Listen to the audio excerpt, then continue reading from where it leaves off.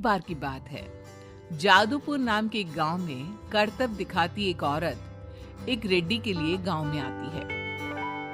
आइए आइए मेहरबान कदरदान, खाइए रोहड़ा के ताजे ताजे केले। कभी खाए नहीं होंगे ऐसे केले, पीले पीले केले खाइए। ये कहकर रोहड़ा हाथों में 4 केले लिए उन्हें सर्कल में जोर जोर से हवा में उछालती हुई करतब दिखाती है, जिसे देखकर आसपास के सारे बच्चे अपने अपने मम्मी पापा से उस औरत के पास जाने की जिद करने लग जाते हैं। पापा, ऐसा तो सर्कस में बॉल से होता है ना, ये आंटी तो केले से कर रही है। चलिए ना पापा, देखते हैं।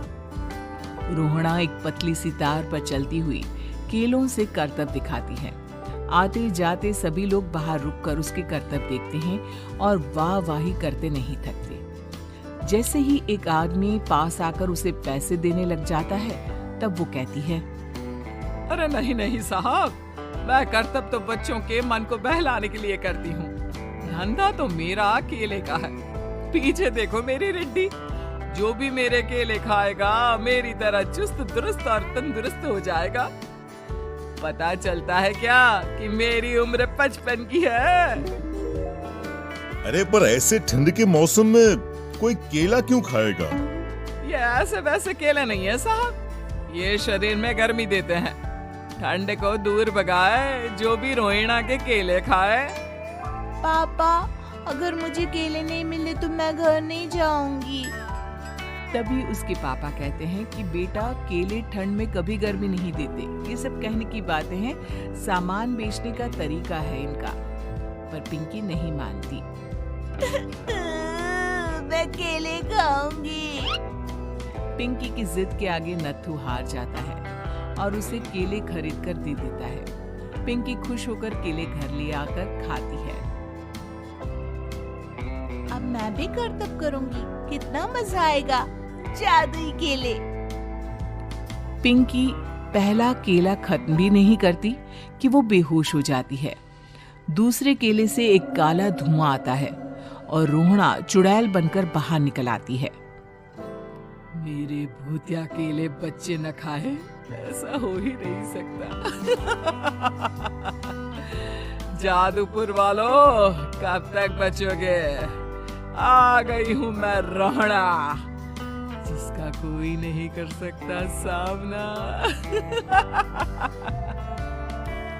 रोहड़ा पिंकी को गोद में उठाकर काले धुएं में कहीं गायब हो जाती है।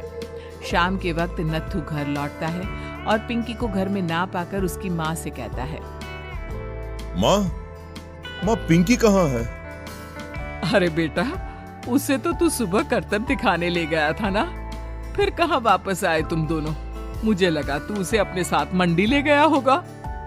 हे भगवान, मेरी बच्ची कहाँ गई? मैं उसे घर ही तो छोड़कर गया था माँ। नत्थू गांव के घर कोने में अपनी बेटी को ढूंढता है, पर उसे वो कहीं नहीं मिलती। परेशान होकर आखिर रो रो कर नत्थू हिम्मत हार कर घर लौट आता है। अगली सुबह रोहड़ा फिर से करतब दिखाने आती है और इस बार पिंकी की तरह रोनी केले खरीद लेता है। 50 रुपए दिए थे पापा ने, सारे पैसों की मैंने केले खरीद लिए हैं। अब मैं भी आंटी की तरह ही करतबबाज बन जाऊंगा। यही सोचते हुए रोनी केले खाता है और पहला अकेला केला आधा खत्म भी नहीं करता कि चुड़ैल उसके सामने आ जाती है। मेरे साथ चलने का समय आ गया है रोनी।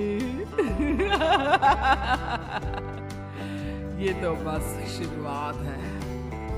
अब इस गांव के सारे बच्चे धीरे धीरे मेरे कब्जे में होंगे, एक बच्चा भी नहीं बचेगा। ये कहकर रोना रोनी को गोद में लेकर काले धुएं में अदृश्य हो जाती है। इसके बाद हर रोज गांव में से कोई ना कोई बच्चा गायब होता, पर ऐसा क्यों हो रहा है किसी को भी समझ में नहीं आ पा रहा था। रोज की तरह अपनी बेटी पिंकी की तलाश में नत्थू गांव के एक तालाब के पास बैठा रो रहा था। कहाँ गई मेरी पिंकी? शकुंतला के जाने के बाद एक वही तो मेरा सहारा थी।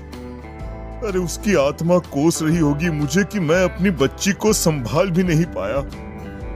नत्थू ये कहता हुआ रो ही रहा था कि तभी तालाब में से उसे शकुंतला की आवाज सुनाई देती है।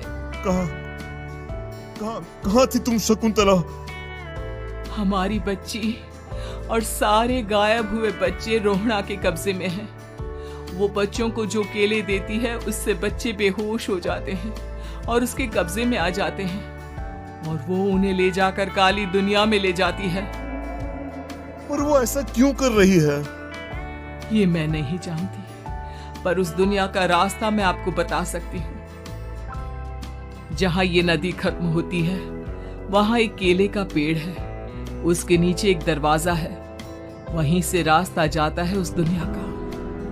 ये कहकर शकुंतला की आत्मा गायब हो जाती है। गांव के सभी लोग झुंड बनाकर उसी रास्ते से काली दुनिया में चले जाते हैं और वहां देखते हैं कि सारे बच्चे वहां काम कर रहे थे। पापा मुझे ले चलो यहाँ से। पापा पापा। सभी बच्चे अपने मम्मी पापा से लिपट जाते हैं। तो तुम लोग यहाँ तक आ गए? क्यों हमारे बच्चों को पकड़ लिया तूने? तुझे शिकार ही बनाना है तो ले, हम सब आ गए हैं, हमें खा ले। नहीं, मुझे बच्चे चाहिए। मेरे बच्चे के बदले तुम लोगों के बच्चे। क्या मतलब? इसी गांव में रहने वाली एक औरत थी। केले की चोरी के इल्जाम में मेरे बेटे को गांव वालों ने इतना मारा कि वो मर गया। उसी दिन मैंने ठान लिया कि गांव वालों का भी वही हाल करूंगी। कुछ दिन बाद बेटे के चले जाने के दुख में मैं भी मर गई और मेरी भटकती आत्मा एक चुड़ैल बन गई। और फिर मैंने बदला लिया तुम सबके बच्चे छीनकर।